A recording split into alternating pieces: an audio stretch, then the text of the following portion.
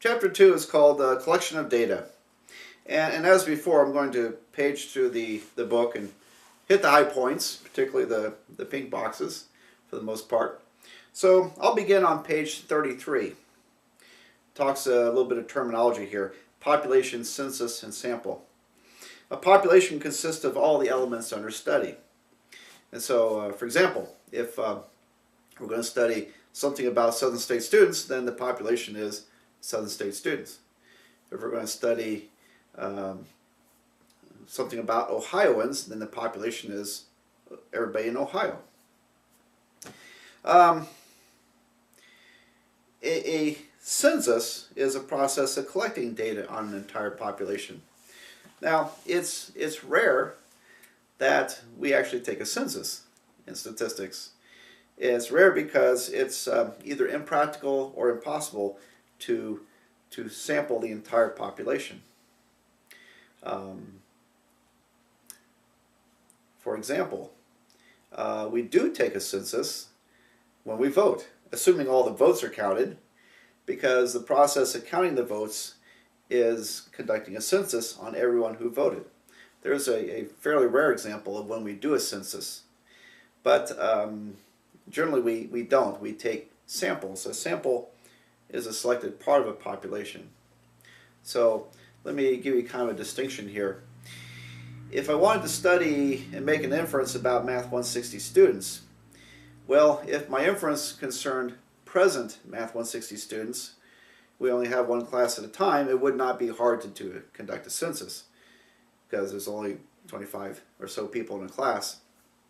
However, if we're going to make an inference about all Math 160 students, well, that would include past, present, and future, and Math 160 students. Well, we can't sample the future Math 160 students. All we can do is look at people who are currently taking it or in the past, and even if we looked at them all, it would still be a sample, regarded as a sample, because we have not studied every Math 160 student ever from now on and into the future. All right, so same thing with testing a drug.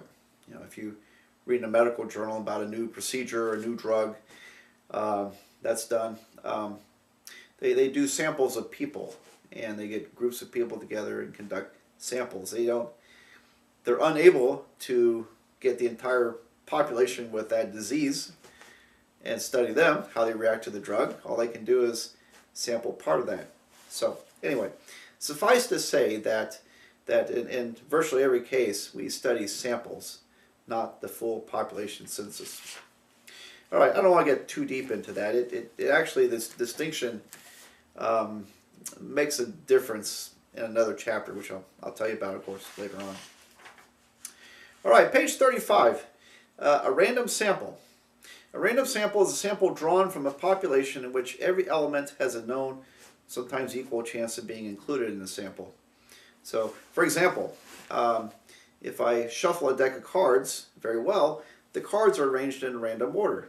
So if I deal 5 cards out, then those 5 cards consist of or make up a random sample.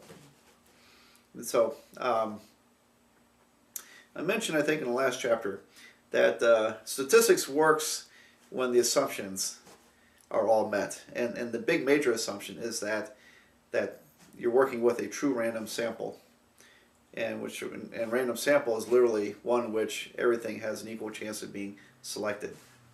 So when you bias a sample, it means that you've skewed in a way that some are selected more often than others. For example, that example about 1948, the presidential election, when the news media called people, then it wasn't a true random sample of voters. It may have been a random sample of people who own telephones, but because there were more Republicans owning telephones than Democrats back in 1948, then it wasn't a random sample of the population. It was merely a random sample of people who own telephones. So,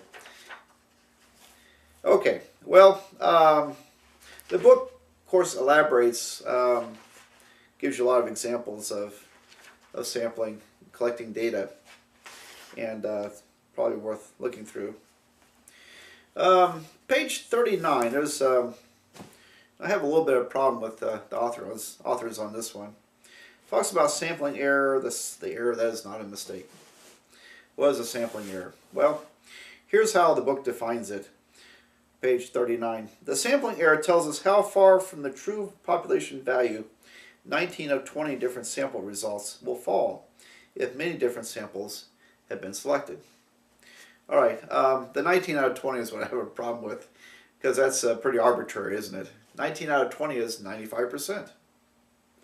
95%. Where did that come from? Well, I'll tell you in a few minutes where 95% came from. But it doesn't have to be 95%. It can be 98%, 90%, whatever you want to set it at. That's the sampling error. We can predefine a sampling error, believe it or not, in statistics. We can decide what level of error we're willing to accept. And most people go with 95%. That's where that 19 of 20 came from. Now, that still doesn't really answer what a sampling error is. I can give you an example I think that will be easier to relate to.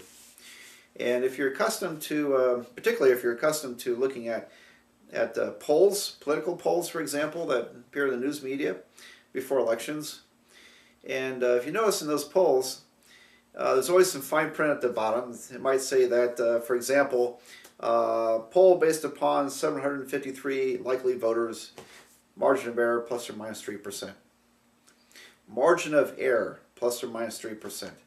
That's the sampling error in that poll. It means that candidate A is coming up with this percent of support. If it's plus or minus 3%, we'll call it, then in the true population, he's going to get this percent of the vote plus or minus 3%. In other words, this is an estimate of what his actual vote total will be within the margin of error. And that margin of error is the sampling error. That's all it is. That's the sampling error. Now, what about that 19 to 20 or 95%? Well, one thing they never tell you in the polls is that they're using 95%. In other words, they're saying there's a 95% probability that candidate A will score this percent of the vote plus or minus 3%, 4%, whatever the number is, plus or minus a sampling error. 95% chance he'll get this vote plus or minus a sampling error. 5% of the time he'll be outside that range, but 95% of the time he's within that range. So anyway, that's a little elaboration on sampling error. Now, to me it's a little easier to explain this when we actually start doing calculations with numbers and formulas. I can point to the sampling error. But margin of error, I think, is a pretty good term, alternate term for sampling error. Okay, let me skip over to page 43. Response errors. Response errors are errors in the responses people give due to factors in the survey context, such as the formulation of the questions, the placement of the questions, the effect of the interviewer on the respondent. Okay, well, we talked about the effect of an interview on a respondent in the last chapter.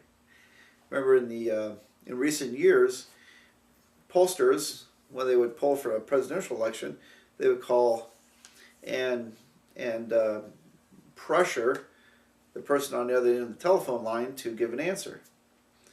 And so there's an effect of the interviewer on the respondent. They're being pressured to decide to give an answer.